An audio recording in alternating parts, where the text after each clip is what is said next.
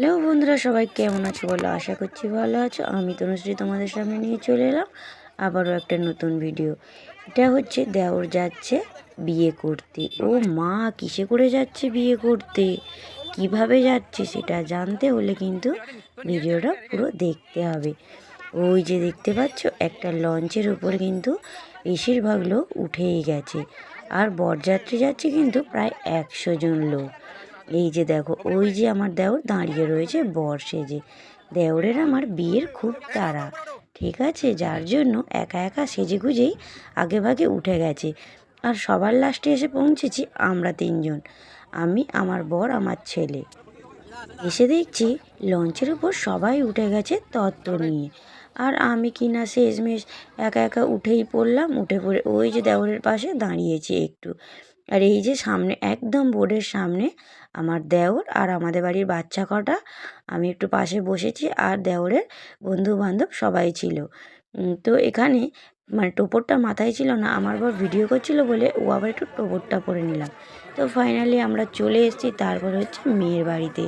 তো আস্তে আস্তে প্রায় রাত হয়ে গেছিলো, তো রাস্তায় আর ভিডিও করা হয়নি। একেবারে মেয়ের বাড়িতে এসে এখানে দেখতেই পেলে তত্ত্বগুলো সব রাখা হয়েছে, আর আমরা সবাই মিলে এই যে এখানে আমাদেরকে বসতে দিয়েছে, মানে যে জায়গাটায় খাবার ব্যবস্থা করেছিল সেখানেই আমাদেরকে বসতে দিয়েছিল। তো আমরা সেখানেই সবাই বসে পড়েছিলাম।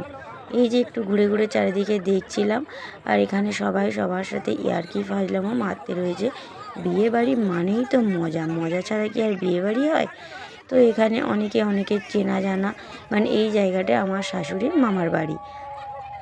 তো এখানে সবাই সবার সঙ্গে দেখাশোনা হচ্ছে, কথাবার্তা হচ্ছে। তো তারপরে দেখো কনেকে নিয়ে যাচ্ছে বিয়ের আসরে। এই যে কনেকে দুজন মিলে ধরে নিয়ে যাচ্ছে। তো এখানে এগুলো দেখে না আমার নিজের বিয়ের কথা মনে পড়ে গেল ফট করে। আসলে বিয়ে হয়েছে 10 বছর হতে যাচ্ছে। তো সেই 10 বছরের কথা ঠিক মনে পড়ে যাচ্ছে। আর এই যে দেখো আমার দেওরের মুখে শুধু হাসিটা দেখেছো? আর এদিকে এই যে 7 পাকে ঘোরা হচ্ছে, সাথে যারা বরণ করবে তারাও ওদের সাথে সাথে ঘুরছে। সব জায়গার নিয়মকানুন তো আর একই না। তো সব জায়গায় যেখানে যেমন চলে সেখানে তেমনভাবে নিয়মকানুন। আমাদের নিয়মকানুন আলাদা, ওদের আলাদা, মানে সবার আলাদা আলাদা নিয়মকানুন। আর এখানে ছিল এই যে পুরোহিত মশাই, আর এখানে এরা কলা গাছ দিয়ে সাজিয়েছিল বিয়ের আসরটা। আর জায়গাটা প্রচুর, মানে একটু শর্টের উপর দিয়ে, আর প্রচুর লোক ছিল, প্রচুর ভিড় হয়ে গেছে। এই যে দেখো এখানে, আর এখানে লাইটটা একটু কম ছিল, আর একটু লাইট দিলে যেন ভালো হতো। তো যাই হোক, সবাই সবার মতো ভিডিও করছে, আর এই যে চারিদিকে সব লোকজন দাঁড়িয়ে রয়েছে। এখানে দেওরের ঠেলাঠেলি চলছে। এই তো বিয়ের দিনটা একটু সবাই সবার সাথে ইয়ার্কি ফাজলামো মারবে, হুল্লোড় করবে। এখানে কিন্তু আমার দেওরের জুতো নিয়ে চলে গেছে। এবারে এই যে এখানে এবারে বরণ চলছে, আর শুভদৃষ্টি হবে এবারে। আমাদের নিয়মে মেয়েকে নামায় না, শুভদৃষ্টি পিড়েতে বসেই হয়। তো এদের এই যে মেয়েকে নামিয়ে দিয়ে শুভদৃষ্টি চলছে। শুভদৃষ্টি, মালা বদল সব কিছু হবে। এই যে 7 পাক ঘোরা হয়ে গেছে, এবারে চলছে শুভদৃষ্টি, তারপরে হবে মালা বদল, তারপরে এখানে এরা বরণ করবে। মানে অনেক রকম নিয়মকানুন রয়েছে। আর এদের বরণডালার সাজ অনেক রকম, যেটা হচ্ছে আমার বাপের বাড়িতেও রয়েছে অনেক রকম। আর আমাদের এখানে বরণডালার সাজ অল্প একটুখানি, এর আগে দেখেছি যে একটাই বরণডালার সাজ, তাই এদের বরণডালা অনেকগুলো, তো তাই বরণ করতে অনেক সময় লাগে। এই যে দেখো মালা বদল চলছে, মেয়েকে দাঁড় করিয়ে দিয়েছে, মালা বদল হচ্ছে। এখানে বর বড় না কনে বড় হলো না, করলো না ওরা কেউ। এই যে মালা বদল চলছে।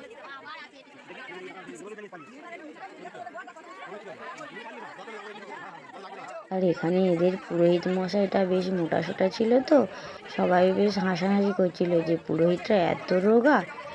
তো যাই হোক, এই যে এবারে বরণ হচ্ছে, বরকনেকে একসাথে দাঁড় করিয়ে এখানে সব বরণ চলছে। আর আমাদের নতুন বউটা কেমন হয়েছে অবশ্যই জানিও কিন্তু তোমরা, দেওরের সাথে বেশ ভালো মানিয়েছে। আর দেখো দেখো শুধু দেওরের মুখে হাসিটা দেখেছো, দুইজনেই শুধু হাসছে।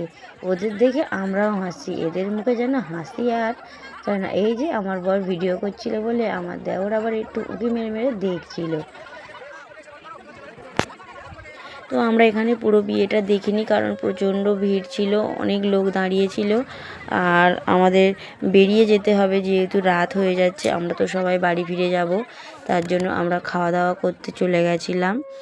পুরো পুরো বিয়েটা দাঁড়িয়ে দেখিনি, বরণটা একটু দেখেছিলাম বেশ খানিকক্ষণ। আর এই যে মেয়ের বাড়ির লোক বরণ করছে, তো ওদের জামাইকে শুধু এটা ওটা দিয়ে ঠুকে ঠুকে দিচ্ছে। আর আমাদের ছেলের বাড়ির লোকেরা একটু বলছিল কেন আমাদের বাড়ির ছেলেকে এত ঠোকা হচ্ছে। আর এখানে যারা বরণ করছিল বেশিরভাগ ছিল মেয়ের ঠাকুমা দিদিমারা, তাই একটু বেশি মজা হয়ে যাচ্ছে, নাচ জামাই বলে কথা।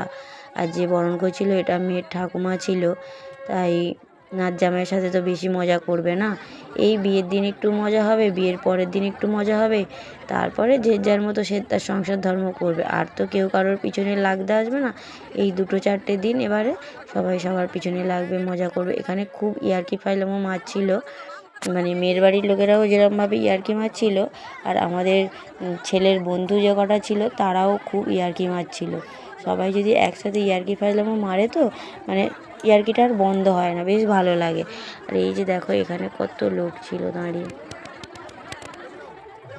এখানে অনেক লোক, বিয়ে মানে অনেক লোকদের, মানে গ্রামের সব হিন্দু মুসলিম সব নিমন্ত্রণ ছিল, সবাই এসে বিয়ে দেখছিল।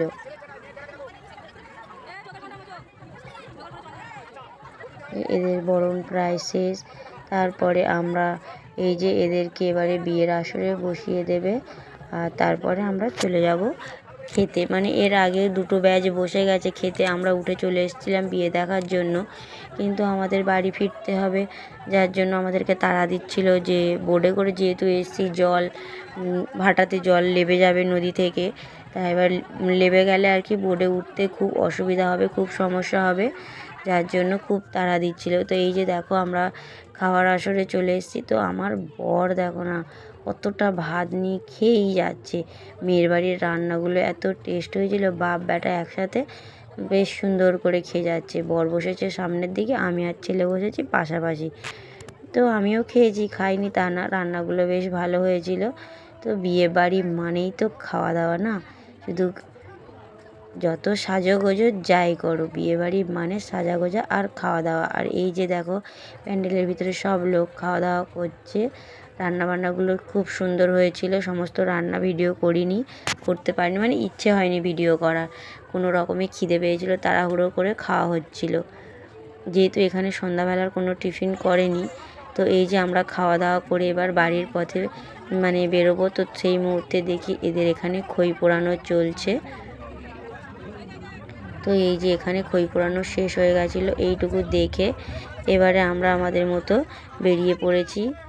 তো বন্ধুরা এটা হচ্ছে পরের দিন সকালবেলা, বর বউ নিয়ে চলে এসেছে, আর আমি মামি শাশুড়ি, মানে আমার মামি শাশুড়ি বরকনেকে মিষ্টি মুখ করাচ্ছে। লঞ্চ থেকে আমাদের মানে লঞ্চ ঘাট থেকে আমাদের বাড়িটা বেশ খানিকটা দূরে, তাই টোটোতে করে নিয়ে এসছে বরকনেকে। আর এখানে আমার একটা দিদি মানে ননদ খুব অসুস্থ হয়ে পড়েছিল, যার জন্য তাড়াহুড়ো করে এই যে শাশুড়ি মা খাওয়ালো হলো না, তো এখানে আমাদের একটা দাদু ছিল, সেও একটু মিষ্টি খাইয়ে দিল। আর এখানে দেখো এই যে মানে দেওরের মামার মেয়েরা ধরেছিল যে টাকা না দিলে বউকে ঘরে ঢুকতে দেবো না, কারণ তোদের ঘরের দরজা অনেকগুলো, তোরা যেখানে পারবি, ঘর তো আর ধরতে পারবো না, যেখানতে পারবি সেখানে তুই সেই ঘরে ঢুকে যাবি আর কি। তাই আমাদের ওই নন্দাইটা দেখো শুধু কিভাবে নিয়ে যাবে বউটাকে, ওই যে দেখেছো কিভাবে নিয়ে, মানে এতগুলো 10-15টা মেয়ে, কেউ আর ওদেরকে আটকাতে পারলো না, কোলে করে নিয়ে সোজা ছুটে চলে গেল, একেবারে দাঁড় করিয়ে দিল যেখানে দুধ উতলানো হচ্ছে। তাই দুধ উতলানোটা দেখার জন্য এই যে দাঁড়িয়ে রয়েছে। আর এখানে সবে মাত্র দুধটা বসিয়েছে, তো একটু উতলাতে তো সময় লাগবে, আর এইভাবে তো জাল দিয়ে উতলাতে হবে দুধটা, তাই এই যে দাঁড়িয়ে রয়েছে। ঠিক আমিও যখন নতুন বউ হয়ে এসেছিলাম মামা শ্বশুর বাড়িতে প্রথম উঠেছিলাম, ঠিক এই জায়গাটায় দাঁড়িয়ে আমিও দেখেছিলাম দুধ উতলানো। এই যে মেয়ের ঠাকুমা বলে দিচ্ছে মেয়েকে যে কি বলবি, আর আমাদের বেলা আমার শাশুড়ি মা বলে দিয়েছিল। তো এখানে এই যে দেখো ডাবরটাকে এই সময় দেওয়া হয় না, কিন্তু এরা কি বললো, তো ডাবরে করে জল দিয়ে দাও, কিন্তু ডাবরটা নতুন বউ ধরেছিল না, আমাদের ওই নন্দাই চাগিয়ে ধরেছিল যে নতুন বউ পারবে না, ডাবরটা খুব ভারী। আমাদের ওই নন্দাইটা খুব ইয়ার্কিবাজ, আর উনি থাকলে আসর জমে যাবে, উনি না থাকলে আসর জমবে না। সবার সাথে ইয়ার্কি ফাজলামো মারে, উনি কাউকে বাঁচে না, বড় ছোট কাউকে দেখে না, সবার সাথে ইয়ার্কি ফাজলামো মারে। তো এই যে উনি ডাবরটা চাগিয়ে ধরেছিল। তারপরে এখান থেকে চলে যাওয়া হলো সোজা আমাদের মা শীতলা মন্দিরের থানে।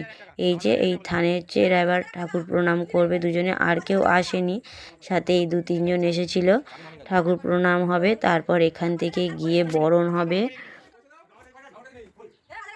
এই যে দুজনে ঠাকুর প্রণাম করবে, যে ঠাকুরকে পয়সা দেবে সেই টাকাটা খুঁজে পাচ্ছিল না, আবার ওই দাদু দিতে তারপরে ঠাকুর প্রণাম করে নিল দুজন একসাথে। 50 টাকা দিয়েছিল, আমি আবার বললাম 51 টাকা অন্তত দাও, 16 আনা দিতে হয়, তো সেটা আমি দিলাম। দেওয়ার পরে এই যে এবার এখানে ওদের বাড়ির সামনে মা কালী মন্দিরের সামনে নিয়ে চলে এসেছে। এবার মামি বরণ করছে, মানে ছেলের মা বরণ করে নিচ্ছে ছেলে বৌমাকে। 3 জনে বলছে কি 3 জনে বরণ করব, ছেলের মামি আছে, ছেলের মা আর ছেলের বৌদি, 3 জনে মিলে বরণ করে নেবে, নিয়ে তারপরে ওরা যাবে হচ্ছে ঘরে। তো বন্ধুরা, ভিডিওটা যদি ভালো লেগে থাকে অবশ্যই লাইক কমেন্ট শেয়ার করো, আর হ্যাঁ, সাবস্ক্রাইব করতে ভুলো না কিন্তু। তোমরা যদি ফেসবুক থেকে দেখে থাকো অবশ্যই কিন্তু ফলো করে দিও।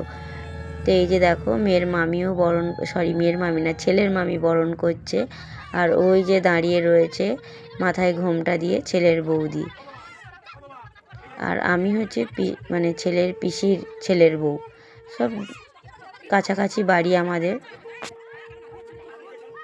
তো এখানে এবারে মানে ঘর ধরার জন্য এই যে ঘর ধরেছে, টাকা দিতেই হবে, টাকা না দিলে ঘরের দরজা খুলবে না। আর আমরা এখানে ঘর ধরার চান্স পাইনি, ঘর ধরেছিল হচ্ছে দেওরের মামার বাড়ি, মানে দেওরের মামাতো বোনেরা সবাই ঘর ধরেছিল, ওদেরকে টাকা দিতেই হবে, না হলে ওরা দরজা খুলবে না। তো শেষমেশ ওদেরকে 1000 টাকা দিতেই হয়েছিল, না হলে ওরা দরজা খোলেনি। অনেকক্ষণ কস্তাকস্তি করার পরে প্রায় আধা ঘন্টা 1 ঘন্টা ধরে কস্তাকস্তি হয়েছে, তারপরে ওরা দরজা খুলেছে, তার আগে দরজা খোলেনি। তো বন্ধুরা, ভিডিওটা আমি এখানেই শেষ করছি। সবাই সুস্থ থেকো, ভালো থেকো, আমার সাথে থেকো, পাশে থেকো।